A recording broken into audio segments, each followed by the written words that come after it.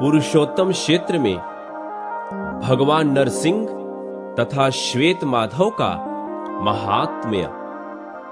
ब्रह्मा जी कहते हैं, इस प्रकार बलराम श्री कृष्ण और सुभद्रा को प्रणाम करके भगवान के मंदिर से बाहर निकले।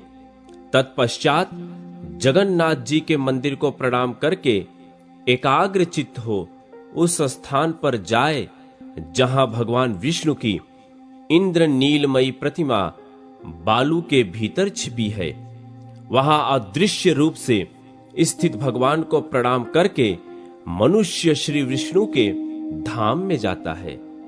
ब्राह्मणों, जो भगवान सर्वदेवमय हैं, जिन्होंने आधा शरीर सिंह का बनाकर असुरराज हिरण्यकशिप का वध किया था, वे भगवान नरसिंह भी पुरुषोत्तम तीर्थ में निवास करते हैं।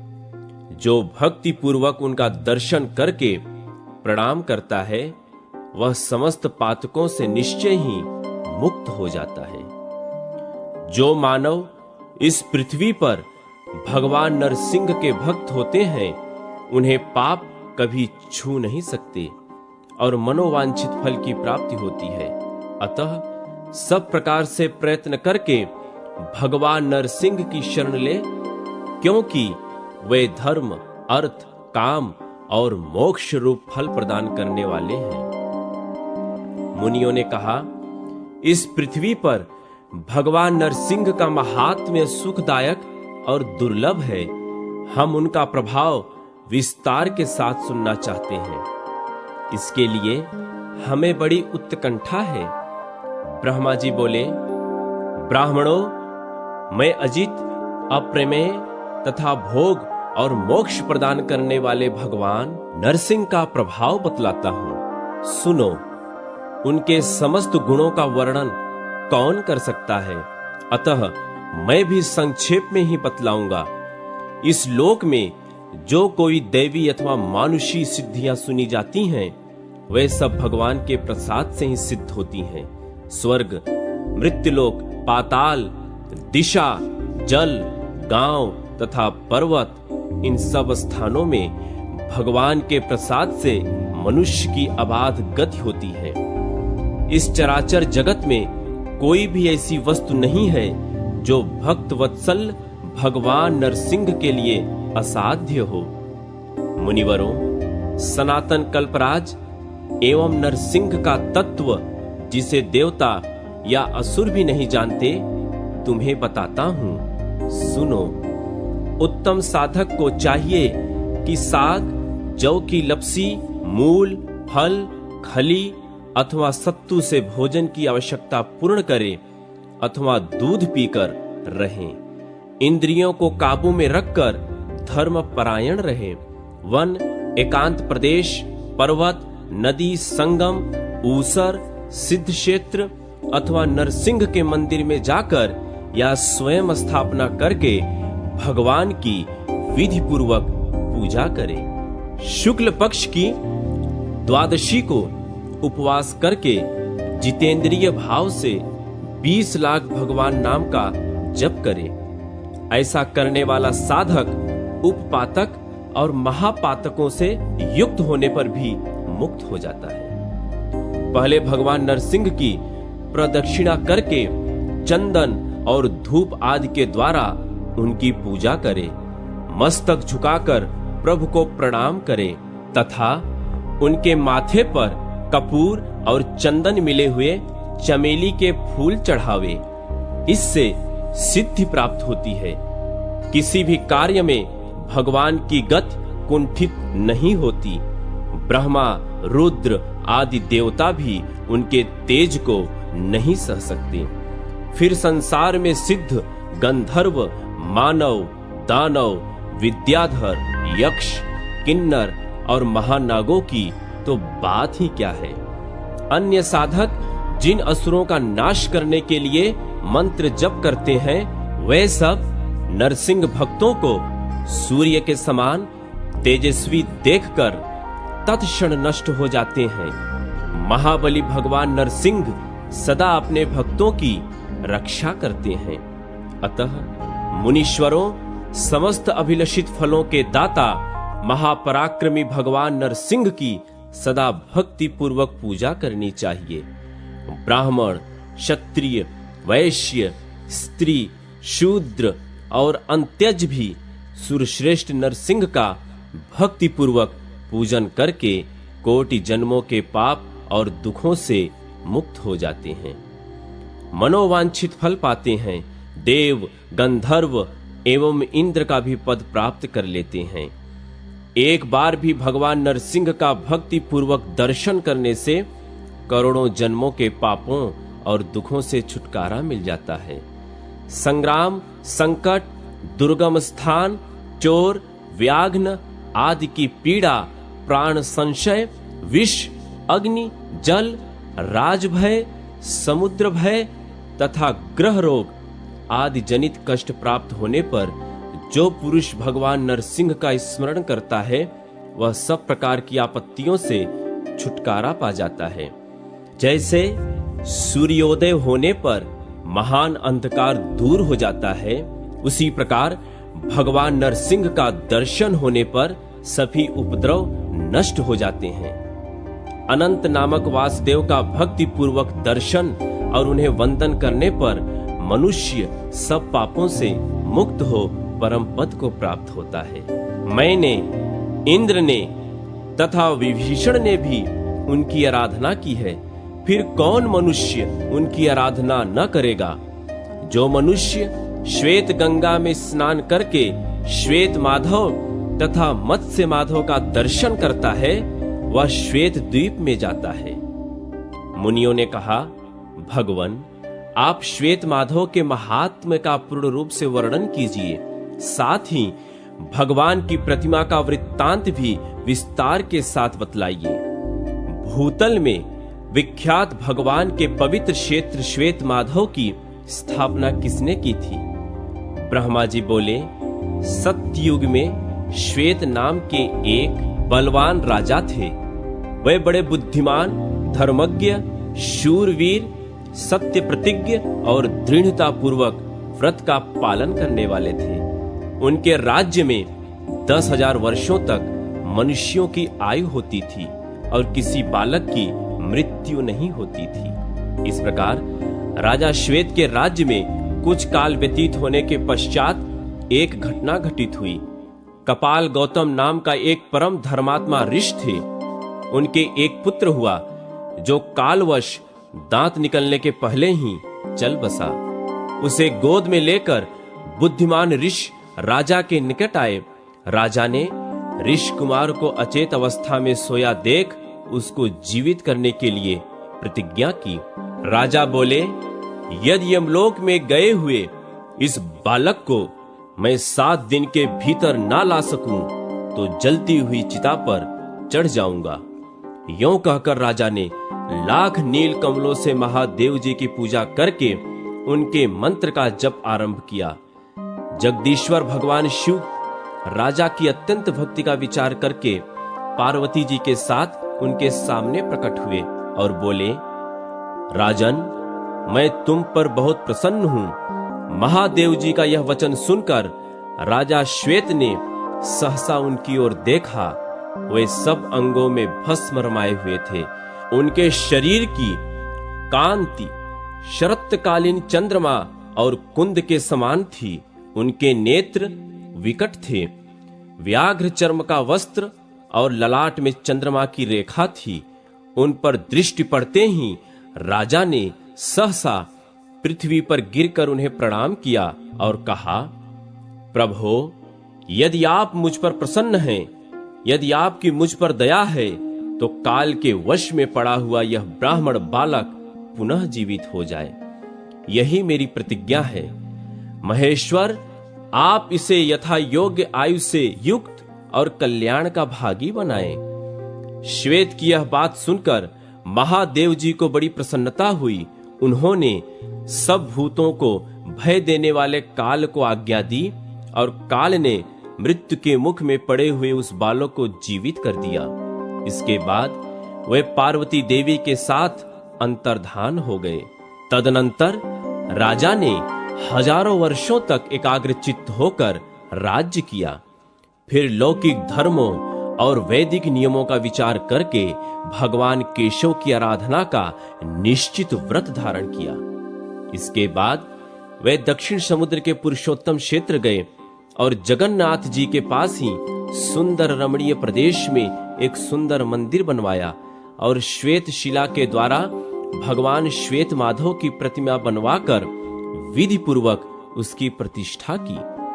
उस समय ब्राह्मणों, दीनों, अनाथों और तपस्वियों को दान दे राजा ने भगवान माधव के समीप पृथ्वी पर गिरकर साष्टांग प्रणाम किया।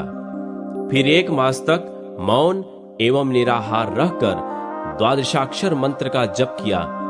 जप समाप्त होने पर भगवान देवेश्वर की इस प्रकार स्तुति आरंभ की।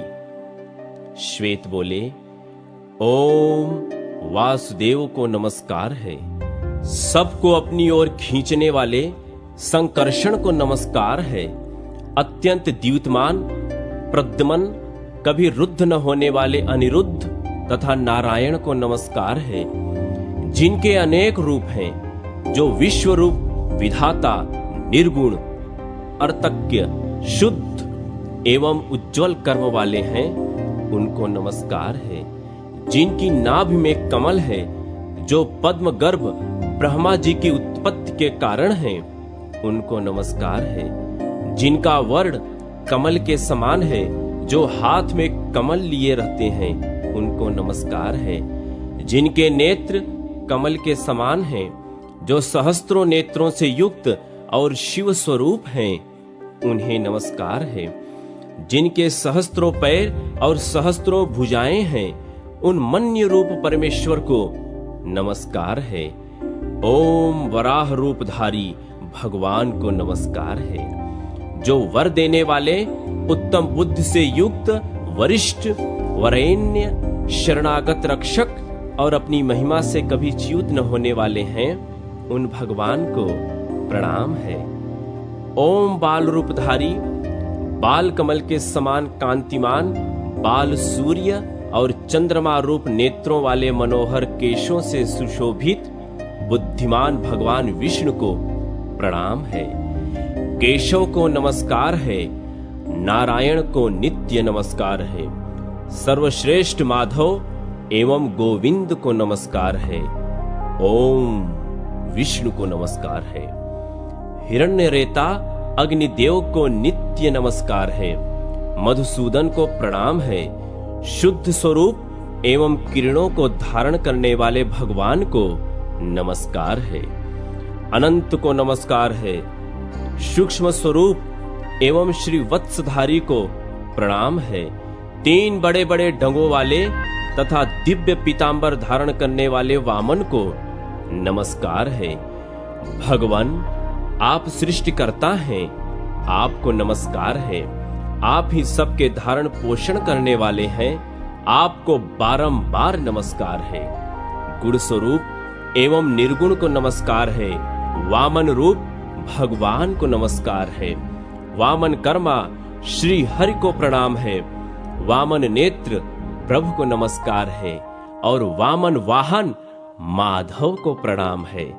रमणीय पूज्य अथवा अव्यक्त स्वरूप भगवान को नमस्कार है। अर्तज्ञ, शुद्ध एवं भयहारी हरि को प्रणाम है। जो संसार रूपी समुद्र से तारने के लिए नौका के समान है, जो परम शांत एवं चैतन्य स्वरूप हैं, शिव, सौम्य रूप, रुद्र तथा उद्धार करता है, उन भगवान को नमस्कार है। जो संसार का संहार करने वाले और उसे भोग प्रदान करने वाले हैं, समस्त विश्व जिनका स्वरूप है और जो समस्त विश्व की सृष्टि करने वाले हैं, उन भगवान को नमस्कार है। ओम दिव्य रूप सोम, अग्नि और वायु स्वरूप भगवान को नमस्कार है।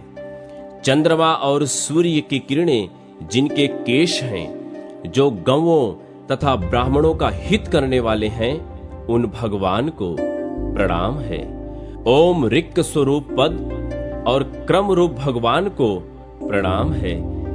ऋग्वेद के मंत्रों द्वारा जिनकी स्तुति होती है, ऋचाओं का जप जिनकी प्राप्ति का साधन है, उन भगवान को नमस्कार है।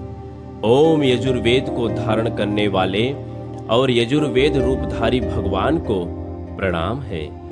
जिनका यजुर्वेद के मंत्रों से यजन किया जाता है, जो सबसे सेवित और यजुर्वेद के मंत्रों के अधिपति हैं, उन परमात्मा को नमस्कार है। ओम देव श्रीपते आपको नमस्कार है। सर्वश्रेष्ठ श्रीधर को प्रणाम है, जो लक्ष्मी के प्रियतम, मन और इंद्रियों को संयम में रखने वाले योगियों के ध्येय और योगी हैं, उन भगवान को प्रणाम है। ओम साम स्वरूप परमात्मा को नमस्कार है, जो श्रेष्ठ साम ध्वनि है। साम शांत भाव के कारण जो सौम्य प्रतीत होते हैं तथा जो साम योग के ज्ञाता हैं, उन भगवान को प्रणाम है। जो साक्षात सामवेद, सामगान और सामवेद को धारण करने वाले हैं, जिन्हें सामवेदोक्त यज्ञों का ज्ञान है, जो सामवेद को करत लगत किए हुए हैं, उन भगवान को नमस्कार है। जो अथर्व शीर्ष, अथर्व स्वरूप, अथर्व पाद और अथर्व कर हैं, अर्थात जिनका सिर आदि सब कुछ अथर्वमय है, उन परमेश्वर को प्रणाम है।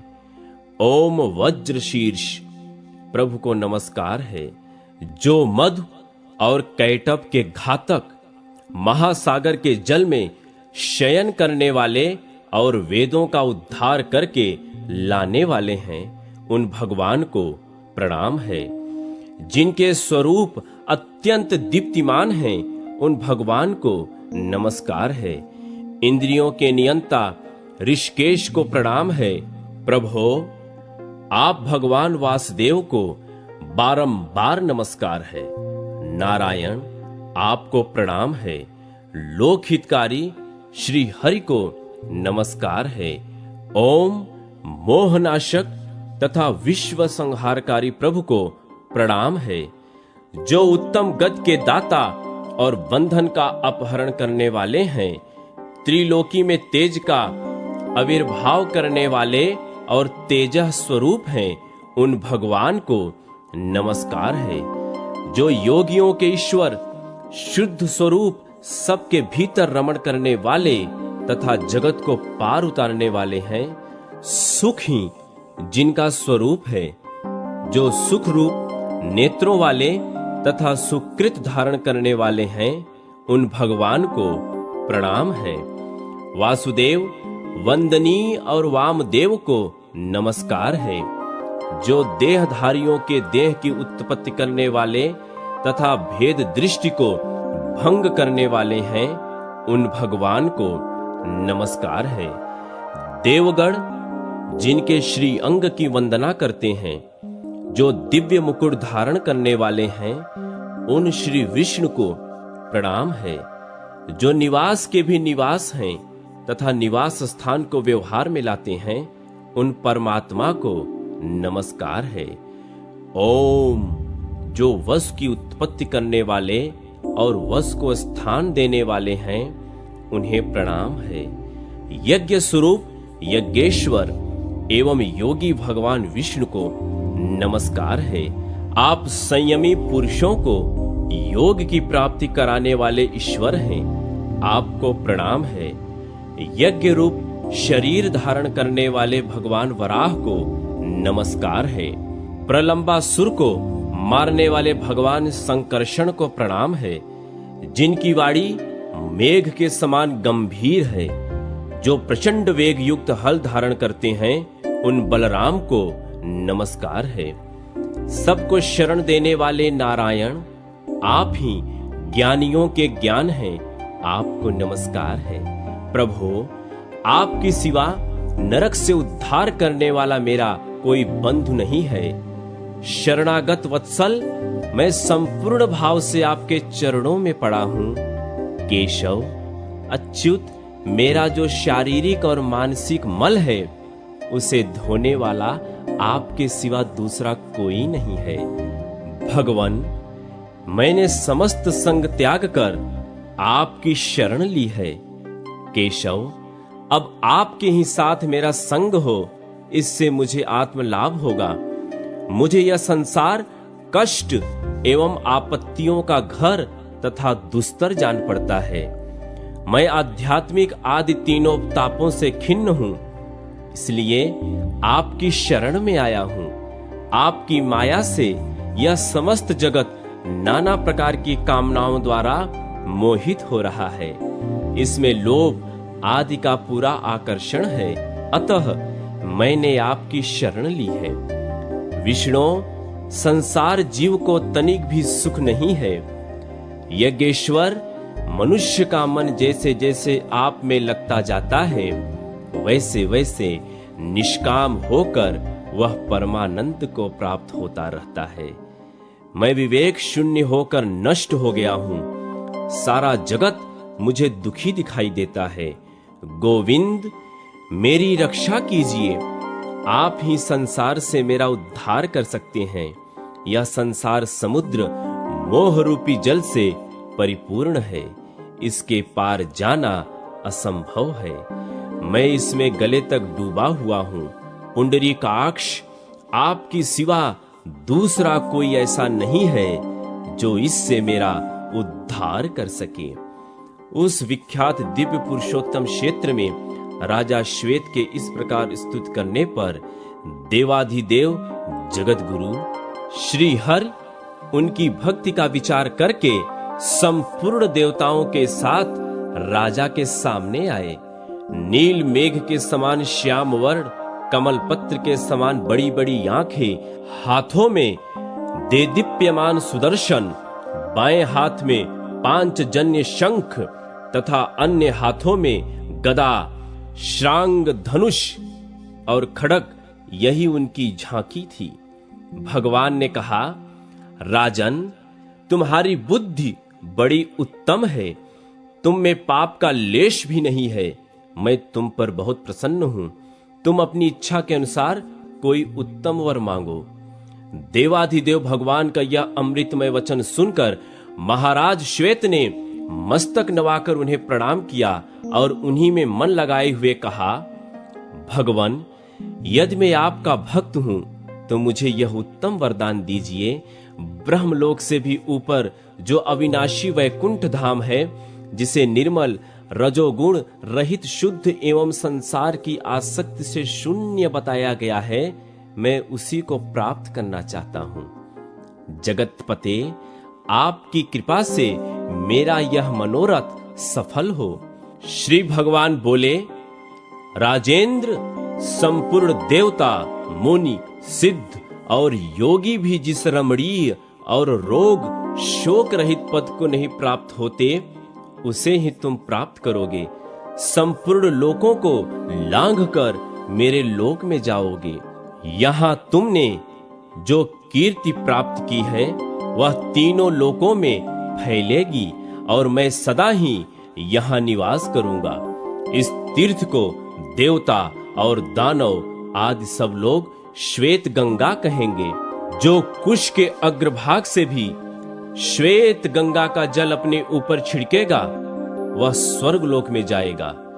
जो यहाँ स्थापित श्वेत माधव नाम की प्रतिमा का दर्शन और उसे प्रणाम करेगा, वह देह त्याग कर भगवान का स्मरण करते हुए शांत पद को प्राप्त होगा।